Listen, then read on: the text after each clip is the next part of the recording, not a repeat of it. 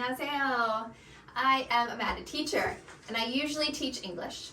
However, here in South Korea, we have a lot of foreign people that want to learn Korean, and it's hard to find basic Korean learning, especially that is for kids.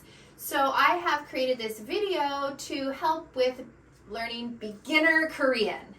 Now, yes, I am not Korean. I am Canadian. And yes, my Korean is not perfectly fluent. But I do know basic Korean, and I have a helper that's going to come and help me today. My helper is my daughter Tera, who is a Korean citizen, born and raised here, and half Korean by blood. So, Tera, introduce yourself. Hello, my name is Tera. And so she will be helping with pronunciation, and I will be helping with explaining the concepts and the things in Korean. So I hope you enjoy this video. Please subscribe, please like, and I hope it helps you learn Korean. So we're going to get started with the very, very basics, the very beginning, which is the Korean alphabet. Dun, dun, dun, dun. The Korean alphabet is called Hangul. Tera, can you read it? Hangul. Very good. Very good. So the Korean alphabet is composed of consonants and vowels, just like English. Consonants are called Town. vowels are called Moon.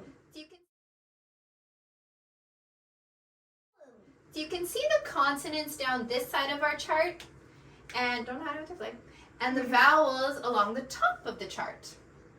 So we're going to go through these in all of our videos, but today we're just going to start talking about Hangul and what is Hangul.